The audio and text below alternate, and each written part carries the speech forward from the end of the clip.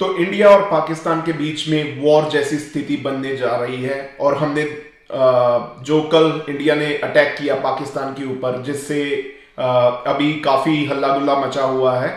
So India ने मुजफ्फराबाद, जो पाकिस्तान के कश्मीर का कैपिटल है, वहां पे अटैक किया और उस अटैक में मैं अभी लाइव न्यूज आपको पढ़ के बताऊंगा। The death toll from Indian strikes on Pakistan has increase to 8.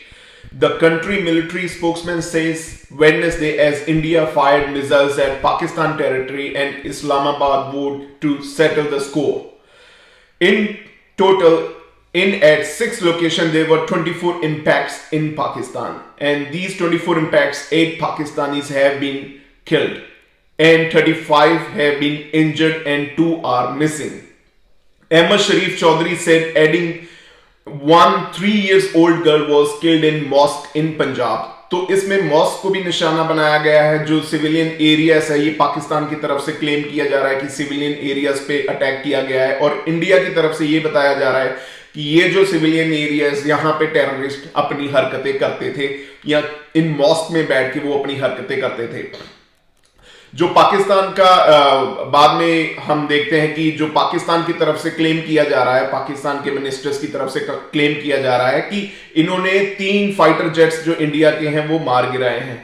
तो अभी तक इसकी कोई कंफर्मेशन इंडिया की तरफ से नहीं आई है, बट ये क्लेम इनकी तरफ से किया गया है कि इंडिया के 3 फाइटर जेट्स जो कि राफेल थे, उनको मार गिराया गया है।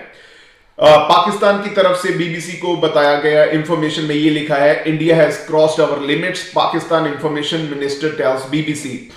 We can bring your actions from Pakistan minister and information Attaullah Tarar ये कह रहा है कि they have crossed our limits. भाई उसने कहा है कि इन्होंने अपनी लिमिट क्रॉस कर दी है। This attack is unjustified and an absolute blind aggression, he said. We will obviously retaliate. Our response is on the ground and in the air.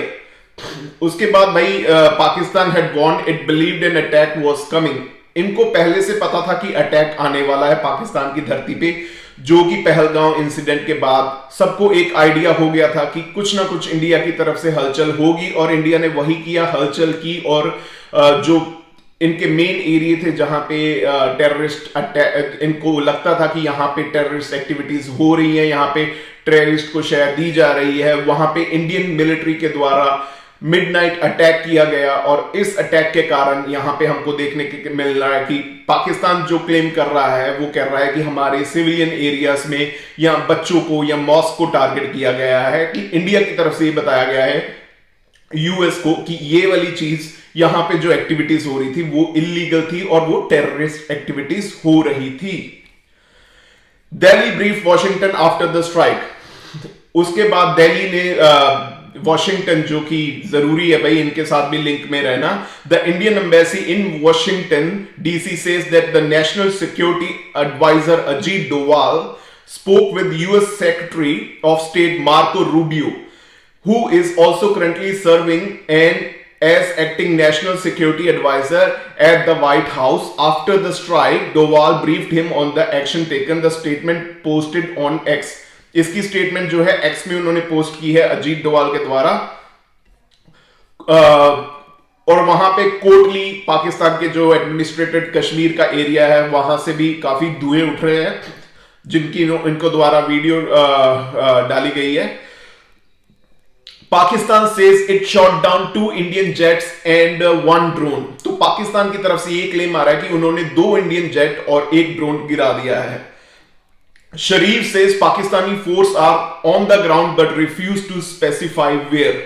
यानी कि शरीफ भाई साहब ये कह रहे हैं कि हमारी ग्राउंड्स पे आर्मी अवेलेबल है, बट हम ये नहीं बता सकते कि कहां पे, क्योंकि अगर बता दिया तो वहीं पे मिसाइल गिरेगी।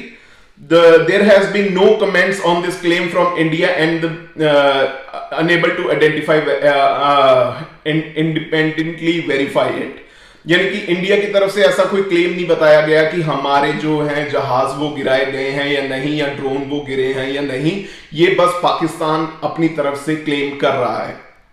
2 children among 7 killed in strike. Pakistan military tells. भाई पाकिस्तान की मिलिट्री बता रही है कि 2 बच्चे और 7 जो इंडिया की तरफ से उसमें स्ट्राइक में मारे गए हैं। Sharif says that the strike hit multiple locations, including a mosque. This is flagrant violation of international laws, he said. International laws की तो तुम बात ही मत करो. India carried out cowardly attack. ये इनका शहबाज शरीफ कह रहा है कि cowardly attack. और उसके बाद US chief calls for maximum military restrain.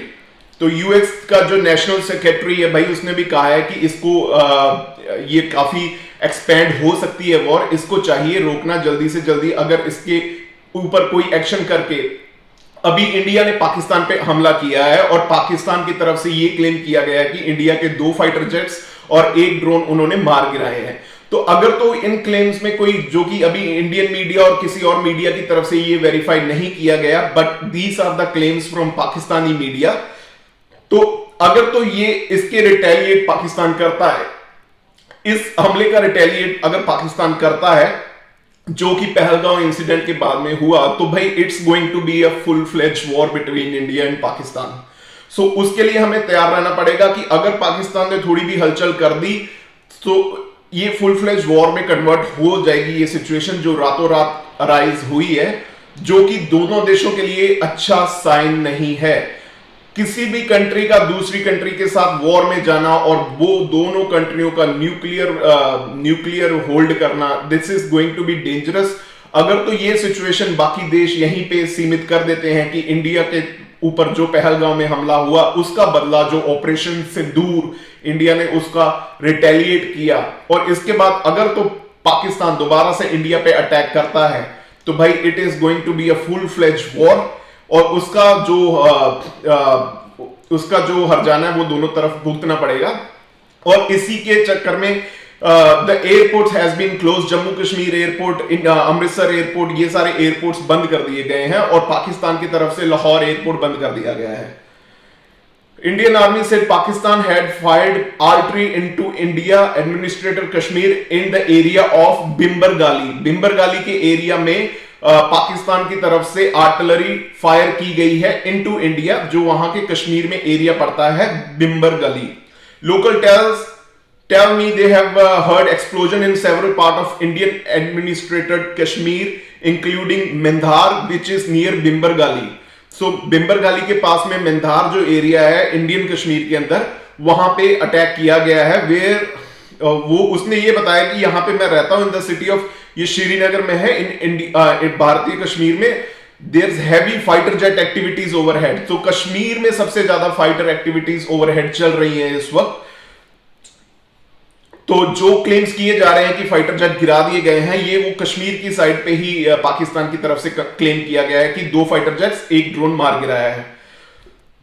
So Delhi says, जो दिल्ली की तरफ से बयान आया है कि 9 sites has been targeted but no Pakistani military face. उन्होंने ये कहा है कि पाकिस्तान की 9 जगह पर टारगेट किया गया है, पर हमने किसी भी मिलिट्री बेस को या मिलिट्री कैंप को टारगेट नहीं किया.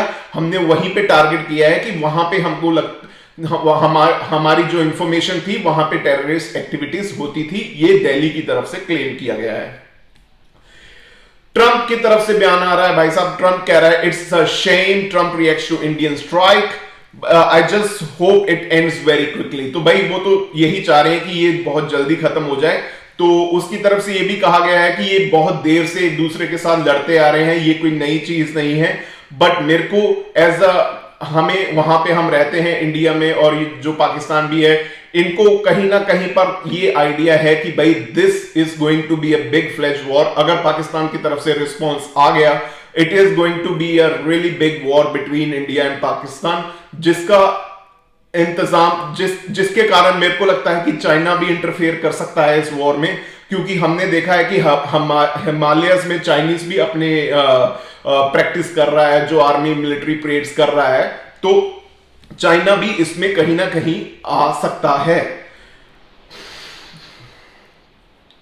What has triggered the strikes in India? भाई इस स्ट्राइक को ट्रिगर करने का तो यही था कि जो 26 टूरिस्ट इन्होंने मारे थे पहलगांव में, वो भी लेडीज को छोड़ दिया गया और मर्दों को मार दिया गया, उनका सिंदूर मिटा दिया गया, जिसकी वजह से इस ऑपरेशन का नाम ऑपरेशन सिंदूर डाला गया है. Some survivors of Indian said that Hindu men were specifically targeted by the gunman. और पाकिस्तान की तरफ से इस क्लेम को कहा गया है कि इसमें हमारी कोई जिम्मेवारी नहीं है and we are ready for a open investigation. अगर आप चाहते हो कि इसके ऊपर इन्वेस्टिगेशन, पर इन्वेस्टिगेशन में क्या मिलेगा, जैसे एरियोज में इन्होंने अपने बंदे बिठाए हुए हैं। सो 3 लोकेशंस जहां पे इंडिया ने टारगेट किया है, जिसमें मुजफ्फराबाद है जो कि कश्मीर का कैपिटल है, पाकिस्तानी कश्मीर का, और उसके बाद दूसरा कोटली है, कोटली जहां पे अटैक किया गया है इंडिया के द्वारा। अभी लेटेस्ट हमको इसमें ये देखने के लिए मिल रहा है कि गिव मी अ सेकेंड,